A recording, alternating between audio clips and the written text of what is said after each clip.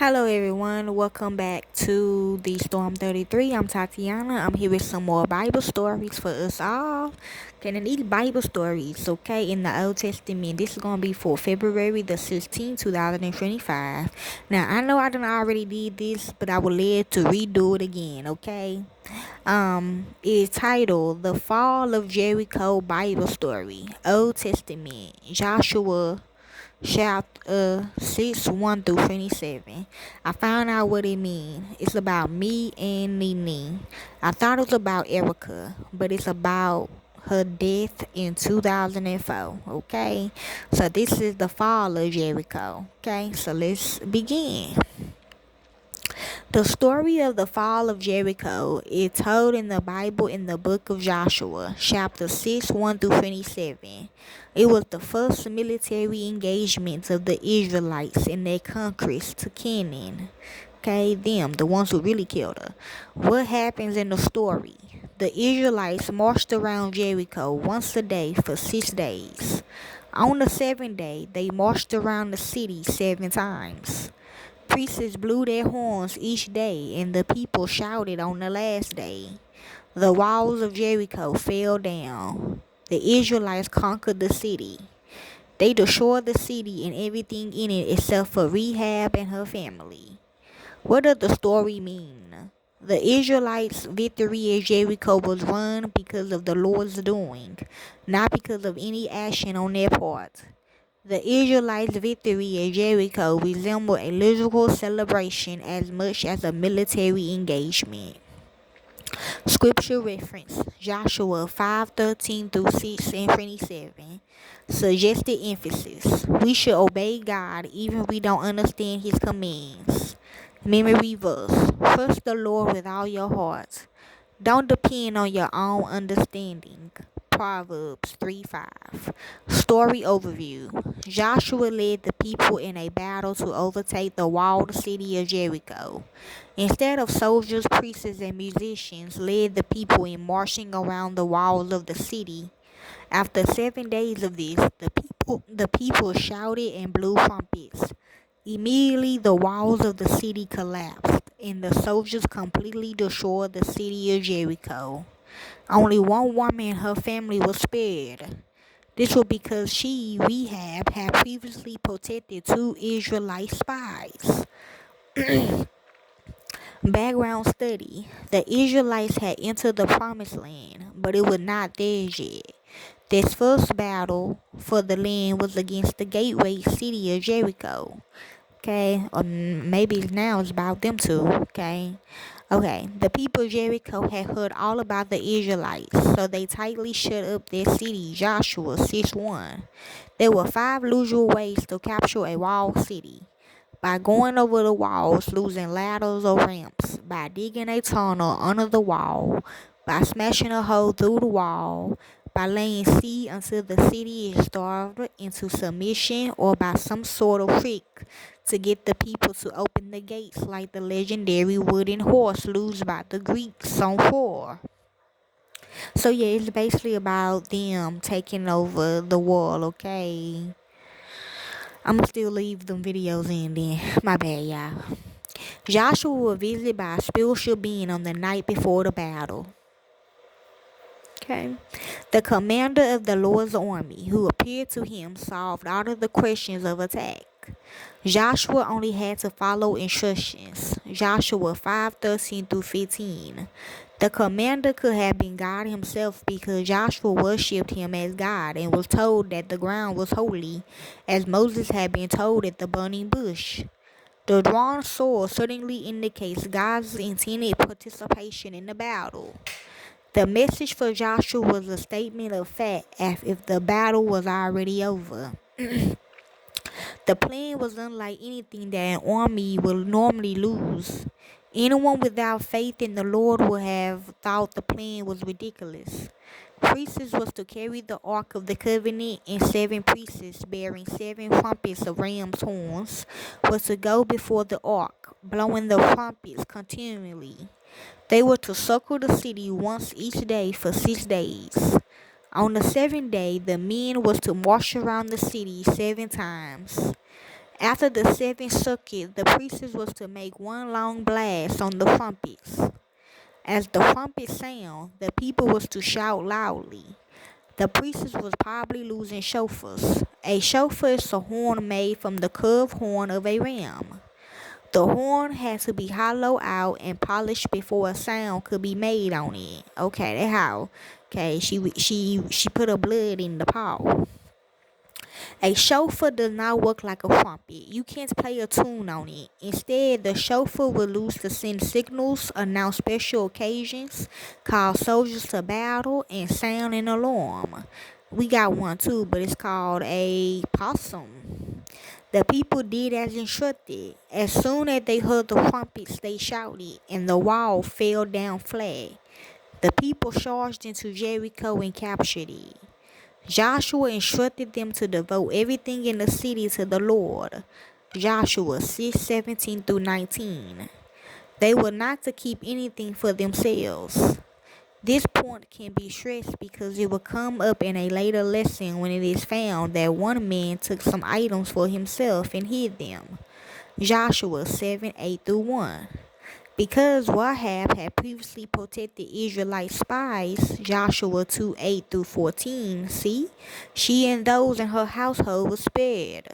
The Israelites knew which house was hers because she had placed a red cord in her window, following the instructions that the spies had given her. But every other living thing died when Jericho fell. Joshua 6:21. Joshua laid an oath on the city, saying that anyone who attempted to rebuild the city of Jericho would lose his firstborn in the land of its foundations and his youngest in the setting up of the gates. Joshua 6:26. This came true when Rahab attempted to rebuild the city over 500 years later, as reported in 1 Kings 16:34. Sometimes children and we adults do not understand why the Lord requires certain things of us. Joshua must have been puzzled by the commands in this story. She was. Nini, we can be assured that the Lord knows what he is doing. If we could only trust him more. Ways to introduce the story. Bring lollies or treats to the gathering today. I have a lolly candy for everyone who will make a silly face or something similar. After giving out the lollies to all the children, ask them why they did such a silly thing. You probably did such a silly thing because you knew you would get the lolly. You really wanted that lollipop. Sometimes we think that our parents ask us to do things that were silly. Let them name some. Cleaning their room, losing manners, etc. Even though we don't always understand why they ask us to do things, we do them because we want to obey them. We want them to be happy with us. Sometimes God commands people to do things that they do not understand. Why would someone obey God? Let them answer. We want to make God happy too. We know that he has a good reason when he asks us to do something. God commanded Joshua to do something. Others thought it was silly, but Joshua did it anyways. Now the story. The Israelites were now in the land that the Lord had promised to them. Joshua was happy that they was in the land, but he knew that his job was not over. It was just beginning. The people in the new land did not believe in God. They did not want God's people to live there. Joshua knew he must fight the people before the Israelites could live there. The first big city was Jericho. There were tall walls around the whole city. The walls were strong, and the only way to get into the city was through the city gates. The people in Jericho would never open the gates to the Israelites. As Joshua was thinking about how he would conquer the city of Jericho, he noticed a man standing nearby. The man had a sword drawn as if he was ready to fight. Or you on our side or on our enemy's side? Joshua asked. I am not the enemy or for you. I am on the Lord's side. The man told Joshua to remove his shoes because he was on holy ground. Joshua knew that this was not just a man. This was the voice of the Lord. The Lord gave Joshua special instructions on how to win the battle of Jericho. The instructions were very unusual, but Joshua listened and then he left and did exactly as the Lord commanded. First, Joshua told all of the army to line up. Then he told the priests to pick up the Ark of the Covenant and carry it behind the army. 7 priests was to walk in front of the Ark of the Covenant with big trumpet horns. Joshua told all the people and some more fighting men to follow last behind the ark. So everyone lined up. First the army, then the 7 priests blowing trumpets. Then the priests who carried the Ark of the Covenant, then the people and a guard of fighting men. All of them marched one time around the city of Jericho. The army and the people did not make any sound. The people inside the city of Jericho must have laughed at the Israelites. They probably thought the Israelites were crazy. Why were they marching around the city? They would never win any battle that way. Even though it seemed odd, Joshua and the people did exactly what the Lord commanded. They marched around the city once every day for 6 days. On the 7th day, the Lord commanded the Israelites to march around the city 7 times. Not just once. The people knew that after the 7th time, when they heard the trumpets, they were supposed to shout as loud as they could. This is exactly what they did when the priests blew the trumpets. The people shouted at the top of their voices. Guess what's happened? All of Jericho's strong walls broke into small pieces and fell flat. The people must have been very excited. Now they could enter Jericho and win the battle. There were many rich things in Jericho, including gold, silver, and other wishes. Joshua told the Israelites not to keep anything for themselves. Any wishes that were found would belong to the Lord. They put them in the treasury in the tabernacle of the Lord. This instruction was not followed by a man called Achan. Achan secretly kept some of the plunder and hid it in his tent. Read more about this in the lesson Achan sin. Okay? Joshua remembered that the woman Rahab had protected the spies when they had previously come to Jericho. She had put a red cord in her window just as the spies had told her. When the Israelites saw the cord, they let Rahab and her family leave the city safely. They were the only people to escape Jericho alive. Okay, the activity the kids did was make walls out of blocks or cars, see how high you can build them before they tumble. You could hide a piece of red cord in the room and let the children find it, which they do for them kids. For younger children, hang a red streamer from one of the windows in the room. Take the children for a walk outside and let them spot the window. Go outside and act out the battle of Jericho. List and discuss commands of God that seem difficult or unusual in today's society. Examples: 1 Peter 2:13 through 15, 3:9, Ephesians 6:1, Matthew 55:54, 5:44. Make paper trumpets as you review the story. Have the children blow the horns at the proper time. The songs was My God Is So Big song, okay? The review questions, if I got enough, okay, I got some more minutes, okay, I got enough. Who told Joshua how to win the battle of Jericho? The Lord. A man with a sword appeared to Joshua. Why was Jericho so hard to fight? A strong wall surrounded the city. You ain't lying. How many days did the Israelites march around Jericho? 7. On the 7th day, what did the Israelites do? Marched around the city 7 times, blew the trumpet, and shouted.